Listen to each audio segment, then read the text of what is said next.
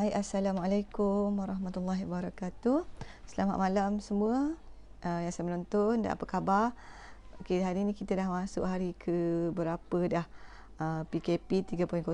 So harap semua masih lagi dalam keadaan yang terkawal. Okey, tapi ada few things lah kan, beberapa benda yang sedih berlaku, beberapa benda yang kita harap tak berlaku tapi berlaku, especially dari segi ekonomi, dari segi kewangan lah. Okay, sebab kita tahu kalau PKP, kalau tak boleh keluar bekerja, so meaning kita punya kewangan, kita punya ekonomi akan compromise. So that's why kita kena fikir sesuatu, okay, kena fikir sesuatu yang lain, okay, macam mana nak teruskan kehidupan kita. Okay, mungkin kita dah tak boleh nak bergantung dah pada kerja makan gaji semata-mata, okay, tapi kena cari alternatif lain untuk meneruskan kita punya kehidupan, sebab it's expected, okay, dan keadaan COVID ni pun tak macam akan berakhir dalam tempoh masa yang terdekat lah. Okay, walaupun kita harapkan macam tu sebabnya dengan kehadiran vaksin semua kan. So kita harap COVID ni akan berakhir dengan segeralah. Tapi pada masa yang sama kita tetap kena fikir mungkin kita dah tak boleh nak bergantung kepada makan gaji semata-mata. So mungkin kena fikir sesuatu lah. Okay, buat apa yang kita buat hari ni akan kita dapat hasilnya di masa depan, insyaAllah. Okay, so malam ni saya nak share satu topik yang macam actually agak berat jugalah saya rasa. So saya harap saya boleh share dengan ringkas, dengan padat, dan saya harap semua orang boleh faham lah apa yang saya cuba nak sampaikan. Okay. Okay, so tadi saya ada tanya di saya punya wall, betul ke kalau kita kena start makan ubat untuk penyakit-penyakit kronik, adakah perlu makan selama-lamanya? Okey, so ada seorang yang jawab, okey, dia cakap tidak, sebab dia punya family ada yang dah di stopkan ubat oleh doktor sebab dia punya tahap kesihatan yang makin baik. Okey. So sebenarnya saya dulu pun adalah antara orang yang macam nak ambil jalan senang lah kan, macam tu cakap je lah. Ya, memang kena makan ubat selama-lamanya. Macam tu. Sebabnya this penyakit is penyakit yang kronik. So dia adalah penyakit yang lama. So that's why untuk kontrol dia, you kena makan ubat sampai bila-bila. Okay, tapi when I makin banyak membaca kan, makin banyak tahu, makin banyak belajar, saya rasa benda tu adalah satu yang macam unethical jugalah. Okay, sebabnya satunya kita tak tahu apa yang akan berlaku kepada sesiapa sahaja. Okay, kita tak tahu. Okay, yang keduanya actually sebenarnya boleh. Okay, sebenarnya ramai orang yang dia dah makan ubat tetapi dia boleh stop dan dia punya kesihatan makin baik. Okay, bukannya dia stop dan keadaan dia makin teruk ke, tidak. Dia stop dan keadaan makin baik. Okay, so memang you boleh stop, tetapi ada syarat dia. Okay, tapi sebelum tu saya nak bawa you all faham dulu, okay, apa sebenarnya penyakit kronik ni. Okay, apa yang terjadi bila you ada penyakit kronik ni. Okay, sebab selama ni I rasa ramai orang yang faham. Okey, contohnya kita ambil kencing manis lah. Okay, contoh penyakit kencing manis, ramai orang yang faham, okey, bila you makan gula banyak, you makan benda-benda manis banyak, and then tiba-tiba you ada kencing manis. Macam tu. So it's macam simple explanation. Okay, yang macam for me, kita tak boleh nak relate. Okay, macam mana nak So sebab itulah jadi simple, sebab you makan benda manis, so you kena kencing manis, so you kena makan ubat untuk kurangkan gula tu. Okey. Sebenarnya penyakit-penyakit kronik ni dia berkaitan dengan umur dan juga gaya hidup. Okey. Tetapi dia bukanlah berkaitan dengan umur, peningkatan umur, berkaitan dengan angka tu, tapi dia sebenarnya berkaitan dengan penuaan. Penuaan tu bukannya penuaan yang angka bertambah tiap-tiap tahun tu, bukan yang itu, tapi penuaan sel kita. Okey, by default kita ni bila kita makin tua, sel kita memang akan makin rosak. Okey, sel kita memang akan makin rosak. So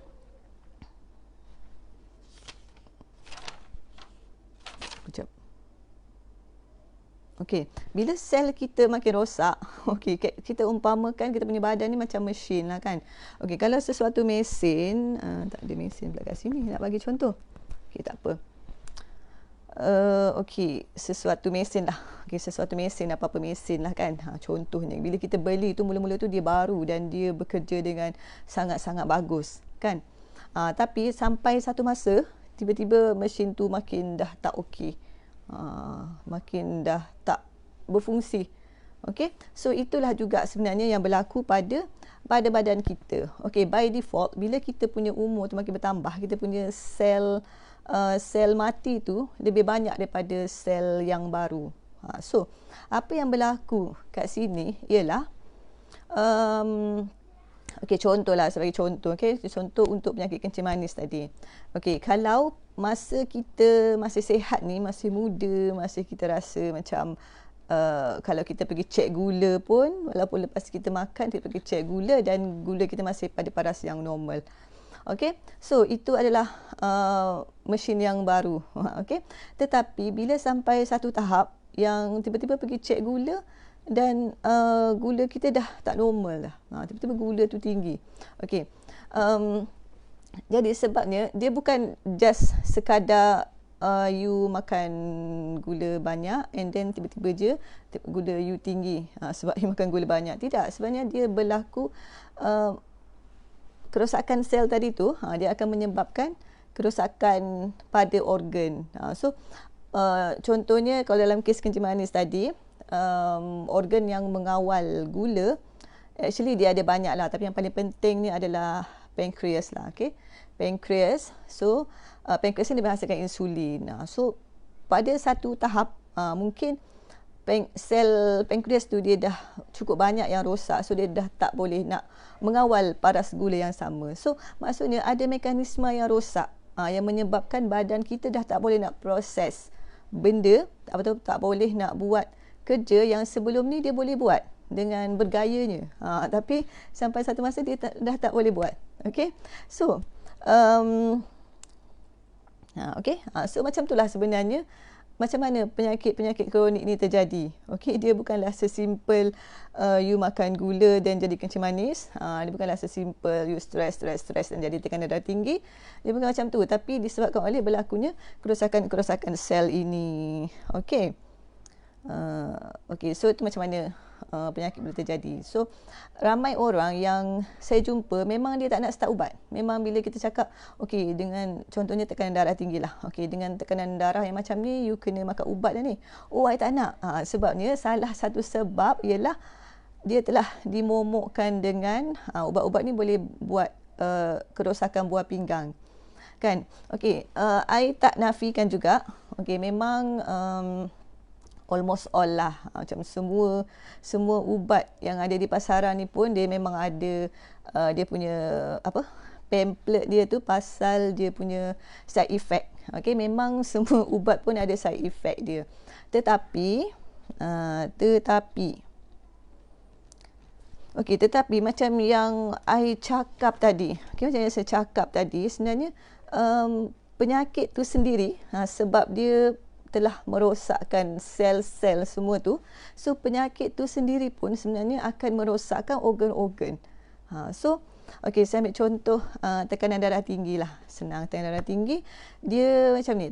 Bila tekanan darah seseorang itu tinggi, sebenarnya dia punya salur-salur darah dia tu menyempit.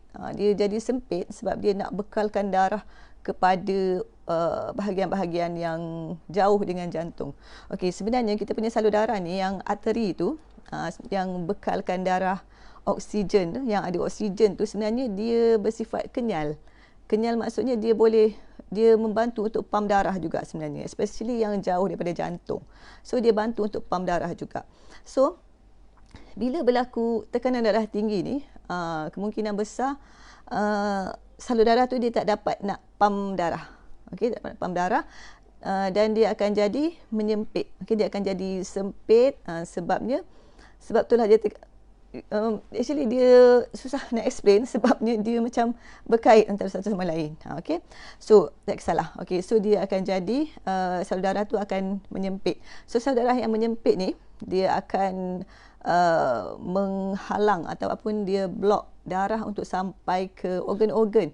Okey, termasuklah buah pinggang for example. Okey. So itulah yang menyebabkan buah pinggang rosak. So either you makan ubat dan you takut buah pinggang rosak sebab ubat, ataupun you tidak makan ubat, sebenarnya penyakit tu sendiri akan merosakkan buah pinggang. Okay. So saya pernah jumpa seorang ni yang dia rasa macam seorang ni dia makan ubat, dia makan hari ni and then esok dia tak makan. So dia selang-seli dia makan. Cakap, kenapa makan macam tu? Dia cakap sebab dia takut rosak buah pinggang. So at least kalau dia selang-seli macam tu, so risiko buah pinggang dia rosak tu rendah. Tolonglah, sebab penyakit itself boleh merosakkan buah pinggang juga. Okay. So jadi jadi kenapa kita kena makan ubat juga?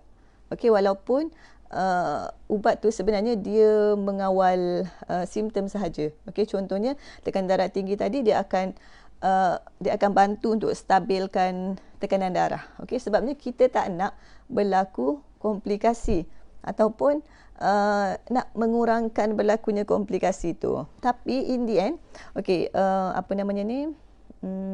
actually kan, kalau untuk orang-orang yang mungkin lebih muda sebenarnya macam saya cakap tadi kan, sebab ini dia berkait dengan gaya hidup juga. Okey, penuaan dan gaya hidup. Okey, sebab itulah sekarang ni lebih ramai orang-orang muda yang ada penyakit kronik ni. Okey, sebabnya by default tadi satu kan, by default umur kita, dengan peningkatan umur dia akan menyebabkan lebih banyak sel yang rosak ataupun penuaan sel makin meningkat, dan juga dengan kita punya persekitaran sekarang ni. Okey, persekitaran kita, macam kita punya makanan, kita punya udara dan juga kita punya stres. Okey, semua tu boleh mencepatkan penuaan sel. Okey, so dia akan kalau macam contohnya, kalau macam by default tadi mungkin pada umur 50 tahun kan barulah sel kita mula menunjukkan kerosakan yang maksimum yang menyebabkan penyakit.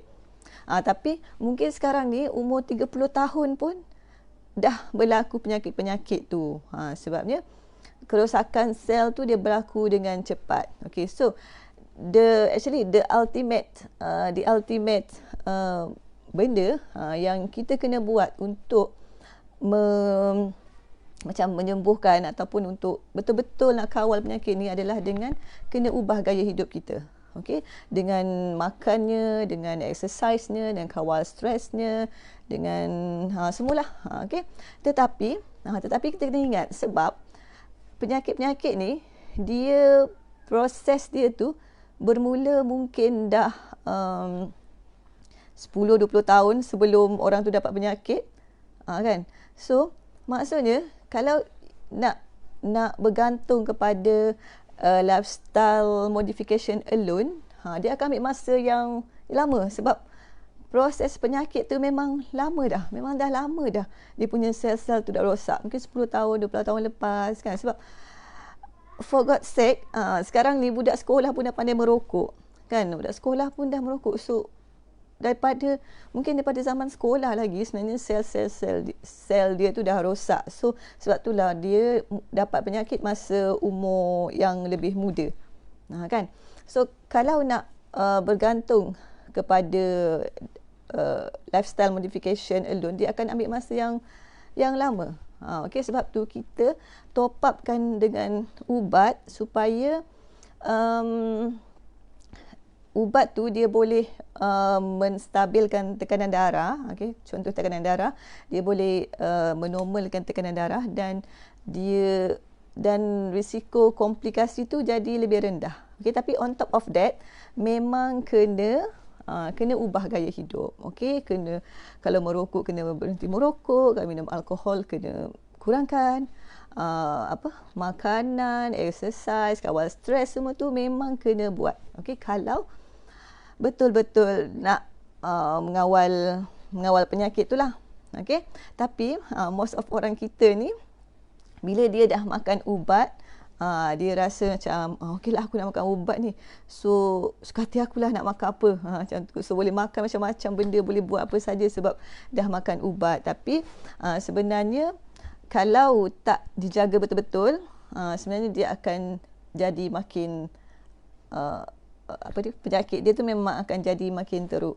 Sebabnya mungkin daripada side effect ubat dan juga sebab penyakitnya yang tidak terkawal tu. Okey, so saya harap anda boleh fahamlah, okey, ataupun ada idea sikitlah, okey, macam mana sebenarnya penyakit kronik ni. So that's why kalau kita nak tackle penyakit kronik ni untuk orang yang sihat dan nak elakkan ataupun nak kurangkan risiko, sebab sekarang ni siapa-siapa pun antara kita memang terdedah, sebab kita hidup di dunia yang sama. So apa yang menyebabkan kita fikir orang ni dapat dapat kencing manis umur 30 tahun, kenapa kita tak boleh dapat benda tu? Sebab kita hidup di dunia yang sama. Okey, mungkin kita pun makan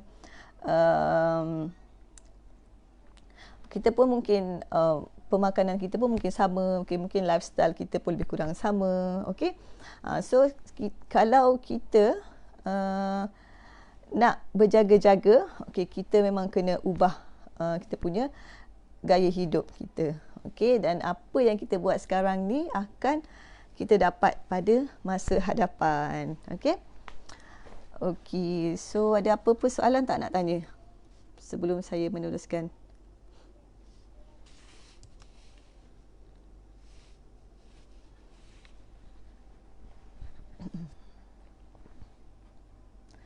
Okey, so saya nak ambil kesempatan lah di sini, nak ambil kesempatan untuk share dengan you all promo Shaklee bulan ni. Okey, so bulan ni kita ada promo best seller set, ada ESP, nampak tak? Okey, saya angkat sikit. Tu dia. Okey, ada ESP. Okey. ESP, Omega Guard, Vitamin C, ada B Complex dan juga ada Osteomatrix. Okey. So ini adalah promo bulan ni yang mana boleh dapat free membership bagi yang belum member, dan juga ada free tumbler ni. Tumbler ni memang best gila, tahu tak, sebab dia memang sangat tebal. Nampak tak? Tebal gila. Okey. So memang sangat best. Okey, so saya nak share sikitlah pasal produk-produk ni. Okey, yang pertama, yang paling penting saya rasa adalah ESP. Okey, sebab ESP ni dia adalah protein. Okey, sebab kita ni perlukan protein sebenarnya untuk membaik pulih sel-sel kita yang rosak. Okey, macam saya cakap tadi kan, sel kita sekarang ni banyak rosak. Tapi adakah kita membekalkan bahan mentah yang cukup untuk sel kita membaiki diri sendiri? Sebab sel-sel rosak ni sebenarnya boleh baiki diri sendiri. Tapi kalau tak cukup bahan mentah dia, tak cukup benda yang dia nak gunakan untuk baiki sel tu, dia mungkin tak dapat baiki sel. Dan sel yang tak dapat dibaiki tu, dia akan matilah. Okey. Okey, so apa peranan protein ni? Okey, sebenarnya protein ni, apa yang kita perlukan daripada protein adalah dia punya asid amino. Okey, so asid amino ni dia ialah binaan asas kepada sel kita, dan dia adalah macam binaan kepada DNA kita. Sebenarnya DNA kita ni untuk setiap sel dia ada apa orang panggil, jujukan. Jujukan. Maksudnya dia ada susunan asid amino tertentu yang membentuk DNA. So kalau masa dia nak buat sel yang baru tu tak cukup satu asid amino, dia tidak akan menjadi satu DNA yang sama macam sel yang sebelumnya. So sel yang baru tu tidak akan jadi sel yang sama, dia akan jadi sel yang rosak lah. Okay, so that's why kita kena bekalkan tubuh kita dengan protein yang secukupnya, supaya bila proses pembaik pulih sel tu berlaku, dia mempunyai asid amino yang cukup untuk membina DNA yang betul. Okey. So keistimewaan ESP ni, dia dibuat daripada soya yang organik. Okey, soya organik, dan dia menggunakan air. Okey, dibuat gunakan air, bukan alkohol, yang mana mengekalkan khasiat soya itulah. Okey. So protein soya ni dia adalah protein lean protein, iaitu dia protein yang macam tak ada kolesterol, tak ada kolesterol lah. Tak ada kolesterol. Okey, dan juga tak ada trans fatty acid. Okey, tak ada lemak tepu. Dan dia lengkap dengan semua amino acid yang diperlukan oleh badan kita. Okey, badan kita ni ada yang amino acid yang dia buat sendiri dan ada yang kena dapatkan daripada makanan. So dalam ESP ni dia dah cukup dah dengan semua amino acid yang kita perlukan. Okey, so satu tong ni ada 850 gram. Okeylah, so dia mungkin untuk sebulan hingga 2 bulan.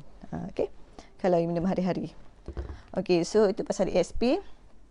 Okey, yang kedua kita ada omega guard. Okey, bagi saya omega guard ni adalah yang penting juga. Okey, sebabnya satu, kita tidak buat omega 3 kita sendiri.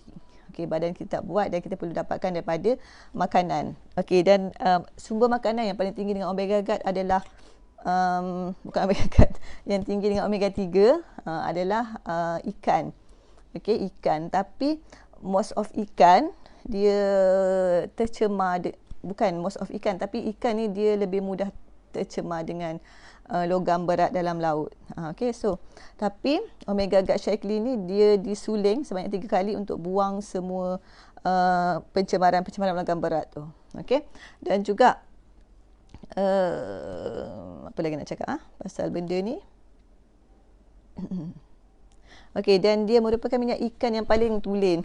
Okey, sebab saya tahu ramai orang yang tahu bahawa suplemen minyak ikan ni adalah bagus. Okey, sebab dia bersifat anti radang dan dia boleh bantu kurangkan keradangan dalam badan kita dan dia boleh membantu untuk melancarkan aliran darah. Okey, tetapi banyak banyak suplemen minyak ikan dia gunakan minyak hati ikan. Okey. Which is dia tak membekalkan optimum, optimum EPA dan DHA lah. Okey, ramai orang yang ingat EPA dan DHA ni penting untuk budak-budak kan, sebab dia bagus untuk otak kan. Okey, dia bagus untuk otak dan dia macam menyambungkan sel otak lah. Tapi sebenarnya orang tua pun perlukan juga untuk otak, sebab kita pun banyak sel-sel otak yang rosak sepanjang tempoh kita hidup. Okey, macam yang saya cakap tadi lah. Okey, kalau banyak sel-sel otak yang rosak, dia boleh meningkatkan risiko demensia ataupun Alzheimer. Okey, so itu pasal omega guard. Okey, next kita ada vitamin C.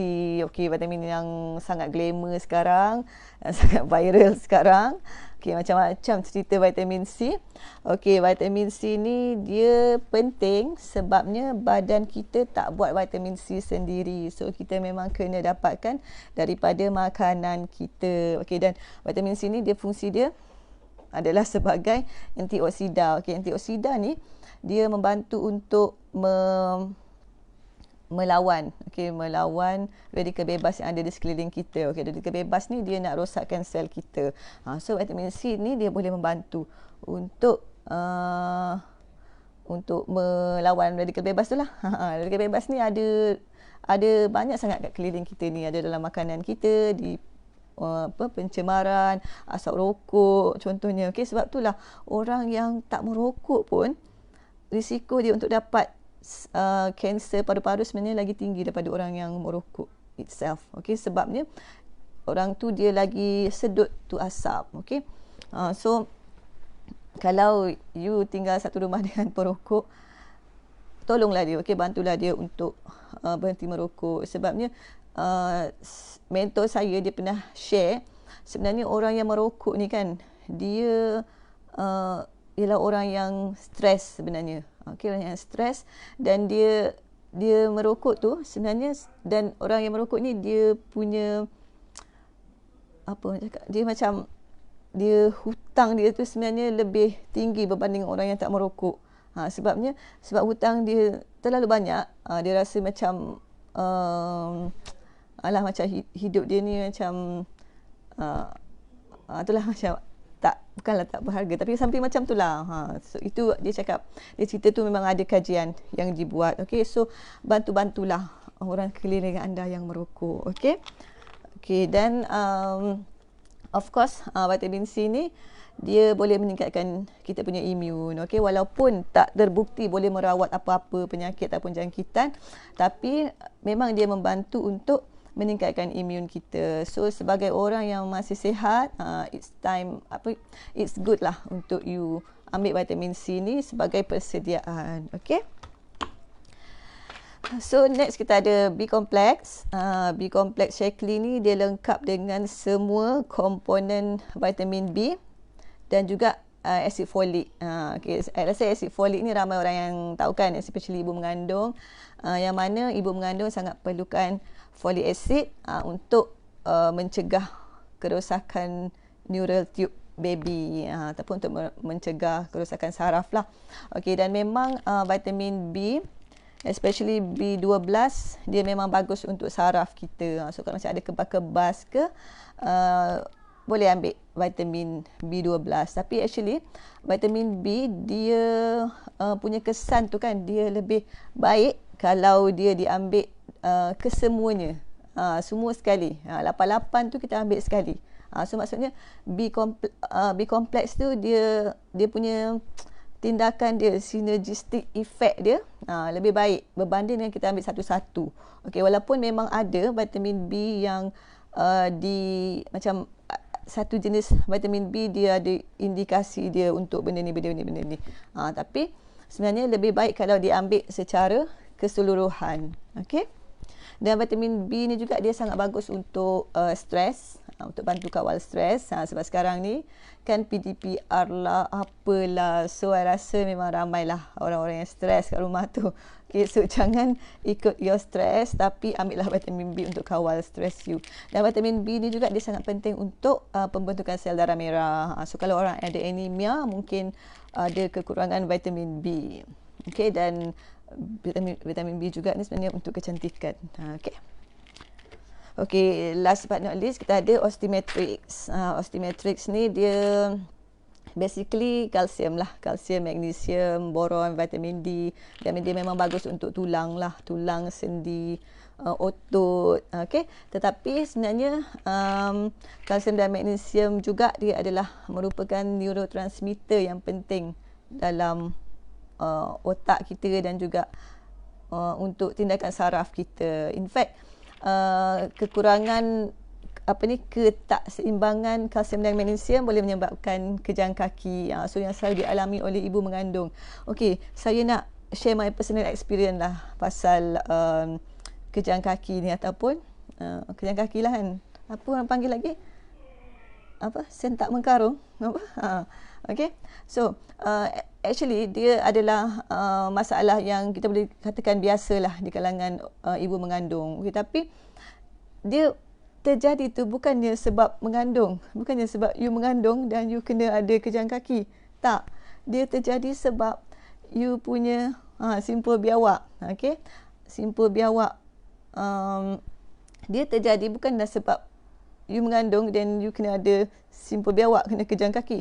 Okay, tapi dia berlaku sebabnya you punya badan perlukan lebih banyak zat dan mineral. So kemungkinan besar kekurangan magnesium yang merupakan relaxant of muscle. Okay, magnesium ni dia bantu muscle untuk relax. So kalau you kekurangan magnesium, then sangat tinggilah risiko untuk berlaku kejang kaki. Okay, so ada seorang ibu ni, dia jumpa dengan saya punya kawan. So dia cakap, oh memang biasa tu lah mengandung, memang biasalah kalau mengandung macam tu. So dia cakap, nak buat apa kan, takkanlah saya nak sakit dia macam ni. Tunggulah habis beranak barulah dia okey. I was like, OMG, kesian kan. So it's not because of you mengandung dan you kena tanggung benda tu, tapi dapatkanlah pemakanan dan juga vitamin dan mineral yang secukupnya semasa mengandung untuk elakkan masalah-masalah berkaitan dengan kekurangan vitamin dan untuk membekalkan vitamin dan mineral yang cukup kepada baby dalam kandungan you yang sedang membesar. Okey, dan tak lupa juga shaker ni yang menjadi kesukaan ramai orang. So kalau nak dapatkan shaker ni, bolehlah dapatkan best seller set yang mana memang sangat bermanfaat untuk you punya kesihatan, dan actually saya memang sangat recommend lah kepada orang yang masih sihat, you rasa you sihat, you rasa you tak ada penyakit lagi, you memang kena ambil suplemen. Sebab kat luar sana ni memang sangat banyak benda-benda yang nak merosakkan kesihatan kita. So itulah kita punya tugas adalah jaga sel-sel yang masih, sel-sel kita yang elok ni, sel-sel kita yang masih baik ni. Sebab apa yang kita buat hari ini, apa tindakan kita hari ini akan menentukan apa yang akan berlaku pada kita di masa depan. Okey, so sebelum saya berakhir, ada apa-apa soalan tak nak tanya?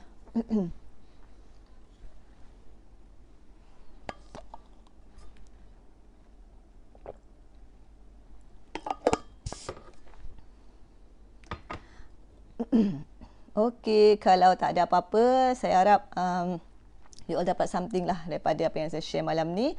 Dan semoga dapat share dengan kawan-kawan yang lain. Dan itu saja, hingga jumpa lagi. Bye-bye. Assalamualaikum.